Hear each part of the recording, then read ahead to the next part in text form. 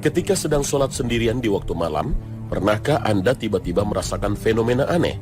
Misalnya saja, muncul perasaan takut, bulu kuduk berdiri, atau bahkan merasa ada banyak orang di sekitar, dan Anda juga merasa seolah sesuatu yang mengikuti gerakan sholat Anda, atau ada gerakan melintas misalnya. Dalam kondisi demikian, tetap fokuslah pada sholat, karena saat merupakan waktu menghadap Allah Subhanahu wa Ta'ala. Apapun yang terjadi di sekitar kita hendaknya dikesampingkan, kecuali apabila keadaan itu begitu gawat dan darurat, baru boleh membatalkan sholat. Lantas siapa yang tampak di dekat kita saat sholat? Jika itu adalah jin, benarkah jin bisa mengikuti gerakan sholat dan sholat bersama manusia? Sholat adalah salah satu ibadah yang diwajibkan kepada umat Islam, bukan hanya dari kalangan manusia, tetapi jin muslim juga memiliki kewajiban yang sama. Hanya saja manusia tidak pernah bisa melihat aktivitas beribadah makhluk gaib tersebut. Allah Subhanahu wa Ta'ala berfirman, "Dan aku tidak menciptakan jin dan manusia, melainkan supaya mereka menyembahku." Al-Quran Surah Az-Zariyat ayat 56. Allah Subhanahu wa Ta'ala juga berfirman, "Hai golongan jin dan manusia, apakah belum datang kepadamu rasul-rasul dari golongan kamu sendiri yang menyampaikan kepadamu ayat-ayatku, memberi peringatan kepadamu terhadap pertemuanmu dengan hari ini?" Al-Quran Surah Al-An'am ayat 130. Berdasarkan kedua ayat ini, baik jin maupun manusia sama-sama memiliki kewajiban beribadah kepada Allah Subhanahu wa Ta'ala, karena Dia telah mengutus rasul-rasul dari golongan mereka sendiri. Karena itu, sebagaimana halnya manusia, jin itu ada yang muslim dan ada juga yang kafir, ada yang taat dan ada yang ingkar. Di antara salah satu kebiasaan jin muslim adalah dekat dengan manusia muslim. Bahkan perilakunya juga sama dengan perilaku orang muslim, sholat dan mendengarkan bacaan Al-Quran, serta tinggal di rumah orang muslim. Kalau begitu, apakah jin juga sholat di belakang kita?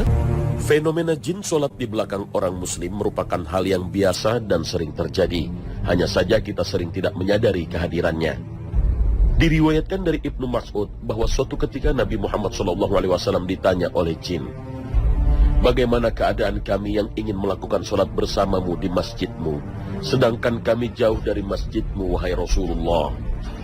Dari pertanyaan itu maka turunlah firman Allah kepada Nabi Muhammad SAW, "Dan sesungguhnya masjid-masjid itu adalah kepunyaan Allah, maka janganlah kamu menyembah seseorang di dalamnya selain menyembah Allah."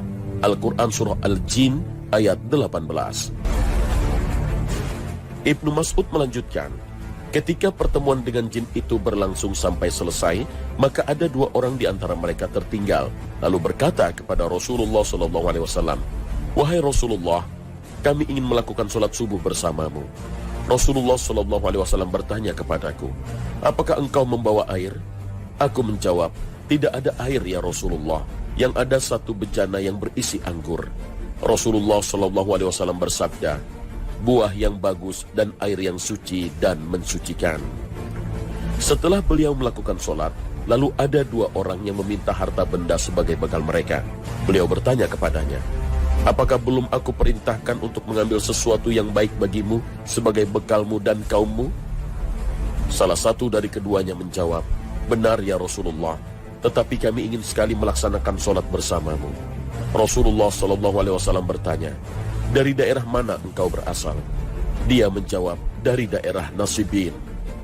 Maka Rasulullah pun bersabda, "Berbahagialah sekali dua jin ini dan kaumnya, dan diperintahkan kepada mereka untuk menjadikan kotoran tulang sebagai makanan dan lauknya, dan melarang bersuci dengan tulang dan kotoran."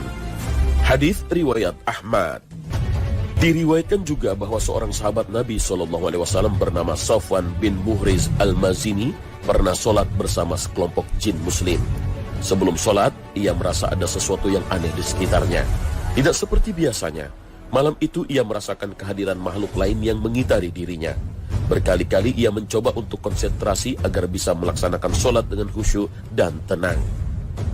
Tetapi tetap saja, Safwan merasa agak takut. Tanpa sebab yang jelas, bulu kuduknya pun merinding. Ia merasakan kalau ada yang tengah mengawasinya. Walaupun diliputi perasaan gelisah, ia tetap melaksanakan sholat tahajud malam itu. Sebab ia berpikir, seandainya terus-menerus mengikuti rasa gelisahnya, bisa-bisa keburu datang waktu subuh, sehingga nantinya ia tidak dapat melaksanakan sholat tahajud. Ketika Sofwan mulai membaca ayat-ayat Al-Quran pada rakaat pertama, tiba-tiba ia mendengar suara keributan di belakangnya. Suara itu terdengar bergemuruh dan sangat ramai seperti di pasar. Tentu saja ia sangat kaget. Tetapi karena sedang sholat, keterkejutannya itu ia pendam. Pada rakaat kedua kembali terjadi hal yang sama, dan begitu seterusnya. Hingga ia merasa sangat ketakutan. Badannya gemetar, suaranya pun ikut tersendat-sendat.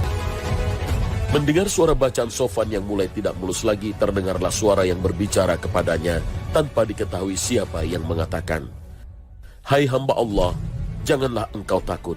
Kami ini adalah saudara-saudaramu dari bangsa jin yang ingin ikut beribadah bersama. Selain jin muslim yang ikut sholat berjamaah bersama kita, ada juga jin kafir yang seringkali datang untuk mengganggu sholat kita dengan berbagai cara, dengan gangguan kasat mata maupun tidak bisa dilihat mata."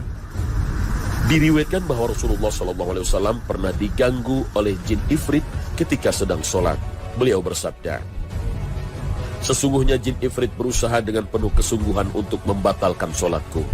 Tetapi Allah Subhanahu wa Ta'ala memberikan kemenangan kepadaku atasnya. Aku dapat menolaknya dengan keras. Setelah aku dapat memegangnya, aku bermaksud mengikatnya pada tiang masjid, sehingga kamu semua dapat melihat jin ifrit itu. Tetapi tiba-tiba aku teringat doa sahabatku Nabi Sulaiman. Ya Tuhanku, ampunilah aku dan anugerahkan kepadaku kerajaan yang tidak dimiliki oleh seorang pun sesudahku. Maka jin yang aku pegang itu aku lepaskan." Hadis riwayat Bukhari dan Muslim. Lantas bagaimana jika ada jin sholat bersama kita?